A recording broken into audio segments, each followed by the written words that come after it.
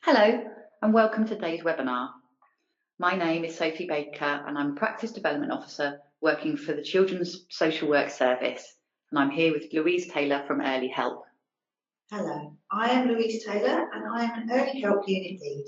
Sophie and I will be spending the next 20 minutes sharing with you the integrated front door support level guidance.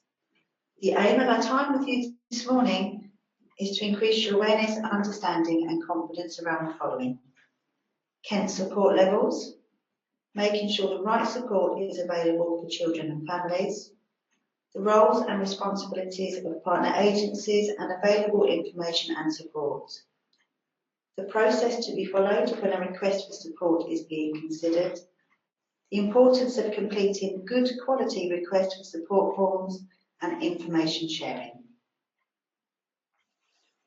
Working Together 2018 tells us that providing early help is more effective in promoting the welfare of children than reacting later.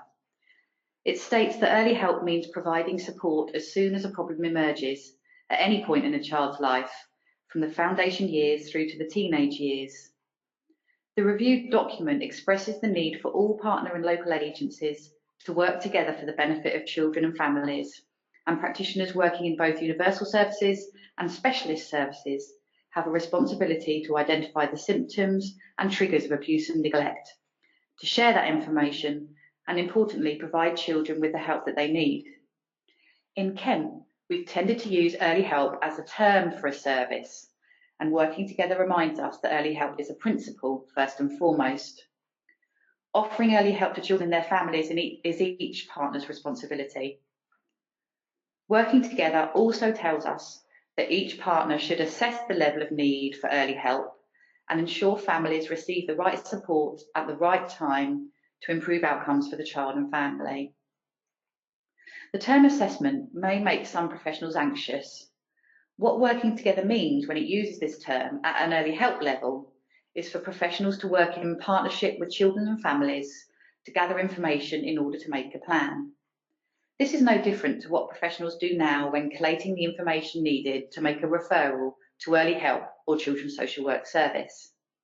It's fair to say that for children with lower level needs, the early help intensive service and children's social work service are not the right service to support these families. We'll think about this more carefully later in the webinar. Firstly, it might be helpful for you all to know that Specialist Children's Services in Kent are now known as the Children's Social Work Service, and Early Help and the Children's Social Work Service are now fully integrated. We no longer use the terms Central Duty Team or Early Help Triage as the services where referrals are sent. The service is now known as a collective term, the front door. As of the 1st of October, the language surrounding referrals and thresholds is changing. Practitioners will now make a request for support rather than a referral, and the threshold document has been renamed and will be known as support level guidance, encouraging us all to think more about those children on a continuum of need, which may mean they need support from those professionals likely to already be working with the child at level 1 or 2, to more intensive support, early help as a service, or the children's social work service at levels 3 and 4. Helpfully, those professionals wanting to make a request for support will no longer need to make decisions around whether the Kent Early Help Service or Children's Social Work Service would be best suited. You will no longer need to complete an early help notification or an interagency referral. These decisions will be made by the front door, and professionals need only complete one form. You may well be aware of these support levels. This is the Kent Continuum of Need. It shows clearly the different levels of need and where on the windscreen the main point of involvement with Kent Early Help or Children's Social Work Services start. This has not changed. It remains the same as it was in the previous threshold documents. For universal or additional support services, levels 1 and 2, there will be no need for you to complete the request for support form, as this level of support will be provided within the community. The single request for support form will be completed for needs at level 3 or 4 only. As is the case now, partner agencies remain responsible for working alongside children and their families who have lower level needs. These partners can get support for their work with families or directly for families from many different routes, including community and commission services, the voluntary sector, children's centres and youth hubs. Additional support from Level 2 services is still available, and in addition, partner agencies can get advice from the early help districts via a district conversation. This support levels guidance has been developed and is available online as a downloadable tool. The 4 levels have been separated and colour-coded for ease of use. The information in each level will help identify the level of support a child requires and the most appropriate service, or support a decision to submit a request for support. Details of websites where you can download this document will appear later. The support level guidance is particularly useful for those children with lower level needs, as these details will mean partners can refer directly to local support services rather than going via the front door, and this will reduce delay for children. The interactive support level guidance will also clarify the definition of children in need and the process by which children's social work services assess eligibility. As has always been the case, it's important that those professionals who lead on safeguarding are clear about their internal policies and procedures to ensure that support for children is offered at the right level. Let's think about a case study. Callum is 3, his mum has brought him to a drop-in play session. You are concerned that he keeps banging his head against the wall and doesn't make eye contact with anyone. His mum, Carrie, is 21, very pale, thin and looks unhappy. She has healed self-harm scars on her arms. She tells you that she was in care from the age of 5, an alcoholic at 12, and had an eating disorder at 14, and was also a substance misuser. Carrie has just found out she is pregnant. Her partner has left her, and she isn't sure she wants the baby. She also says that this is the first time she has left her ground floor flat in 3 months because some boys playing football outside have threatened to burn it down when she's out and the communal front door isn't locking properly. If you were the session play leader, at this point, would you fill in a request for support form? When we looked at this, we would consider the issues raised in this case study meet the Level 2 at the current time. However, more information may be needed. Whilst Carrie has some issues in her past that might worry us, the main current factor is the fact that she is not socialising and is frightened of the local youths. Carrie has not expressed any concerns around Callum's behaviour, and although Callum is headbanging, this may or may not turn out to be a worry. The play worker has not raised concerns around Carrie's parenting, and Carrie has left her home to attend a community group and has been open about her past and her current issues. As the play worker, you could speak to Carrie about engaging her in some community-based groups. Ask for agreement to contact the midwife, who may have some links with other services. Speak to the local children's centre about them visiting her to introduce their services or to professionally befriend her to improve her confidence to get her out and about and attend local groups. You could also contact the local PCSO with Carrie's agreement for them to redirect the young people and with housing to fix the lock. So now time moves on for Callum and Carrie. They receive appropriate support and Carrie has decided to keep the baby. She is engaged with services and is visited regularly by the Children's Centre and midwife. However, on the last visit, the midwife reports that Carrie has disclosed she is drug using again. You are the midwife. Would you fill in a request for support form at this stage? We now believe this reaches Level 3 in terms of support needed. The use of drugs in pregnancy needs some consideration with a more formal assessment. This is a very important slide. Effective conversations are key to clear understanding of the issues and how to progress them. Regardless of the level of support needed by children and their families, professionals need to be clear about the importance of having discussions with families before considering what steps to take. Everyone should speak with the child, young person and parent or carer and listen to their views. In very few cases should the need for a request for support come as a surprise to families, as the expectation is that partners are transparent about any worries they have earlier on. These conversations can be difficult, and so partners should get some support if necessary from their designated safeguarding leads. It's important that professionals consider the strength of the family, use professional curiosity to identify what is working well as what is causing concern, and see if the family has other family members and wider networks that can help and support them. Always consider who's already supporting the family in an informal way, as well as a formal way, to see if they can provide further help and support.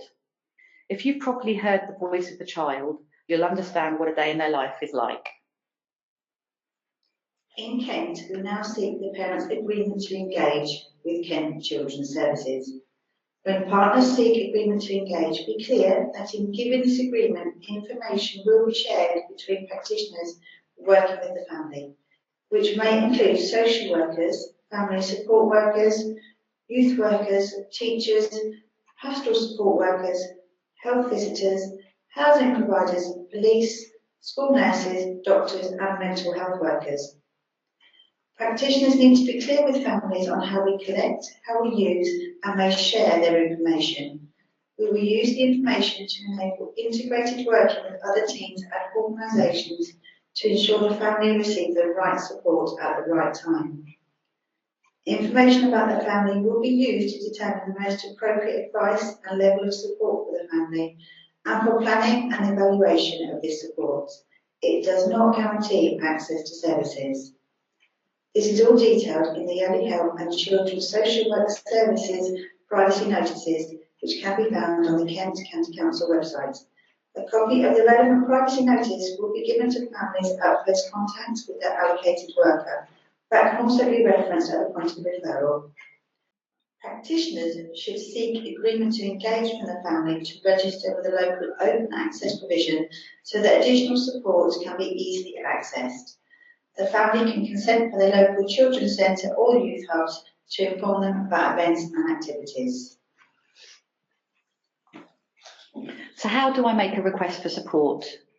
You can access the request for support form on the Kent Safeguarding Children's Board website, the Kent County Council website and the Kelsey website. When you've uploaded the request for support form, on Firm Step, you will receive an email with a reference number. Please make sure that you make a note of the reference number and the date on which you uploaded the form. If you wish to check the progress of your form, you'll need both of these details. A small example of the front page of the request for support is on the slide. So what will happen to your request? The request for support form is received by the front door and a decision made on what level of support is required: intensive support level 3 or specialist support level 4. For those of you that have completed an early help notification, it is a similar process. If it meets level 3, the team manager will make a decision on which service is the right service to meet the needs of the child and family, either early help or the children's social work service.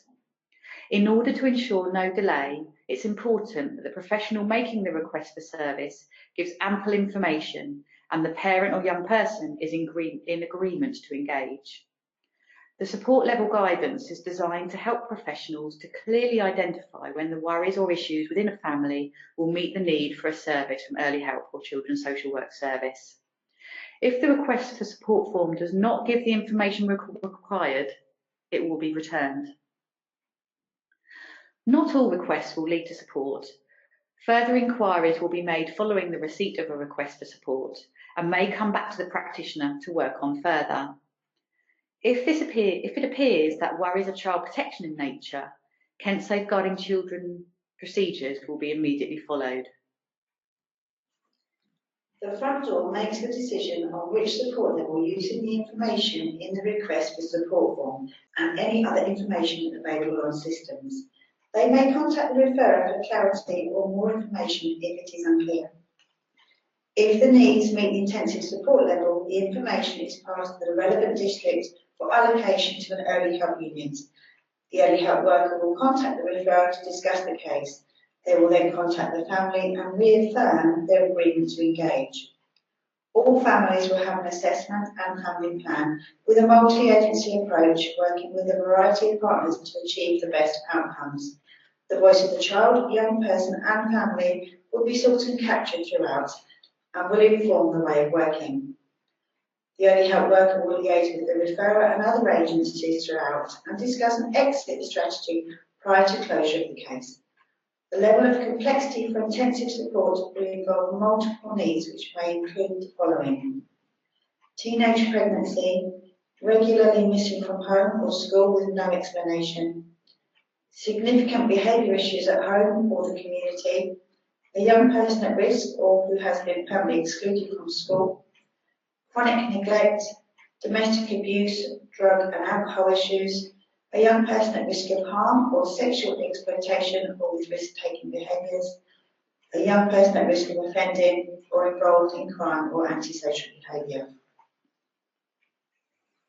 The majority of you will be aware of the work that the children's social work teams do. All the work undertaken by the district children's social work teams has been assessed to meet either level 3 or 4 under child in need or child protection. A child in need is defined under Section 17 of the Children Act 1989 as a child who is unlikely to achieve or maintain a reasonable level or health of development, or whose health and development is likely to be significantly or further impaired without the provisions of services, or a child who is disabled. Children's social work services have a matrix for deciding what they define as a child in need. Under Section 47 of the Children Act 1989, where a local authority has reasonable cause to suspect that a child is suffering or is likely to suffer significant harm, it has a duty to make such inquiries as it considers necessary to decide whether to take any action to safeguard or promote the child's welfare. Such inquiries, supported by other agencies and organisations as appropriate, should be initiated where there are concerns about all forms of abuse or neglect. Children's social work services have a duty to investigate where there is reasonable cause to suspect a child is suffering or likely to suffer significant harm. And all partner agencies have a duty to cooperate and share information, even if the parents do not agree. So the key messages today are: the thresholds are not changing. They are now called support levels. The front door staff will make the decision about the most appropriate support for those children where requests for support have been received. There will be only one form to request support for children at support levels 3 and 4. Partners should continue to consider what they can provide for children at support level 2. We hope that this webinar has helped to improve your understanding of the integrated front door approach, the support levels, and how to make a request for support. Thank you. If you feel the needs of the family sit below support levels 3 or 4, please feel free to contact your local early help team for a district conversation using these contact details.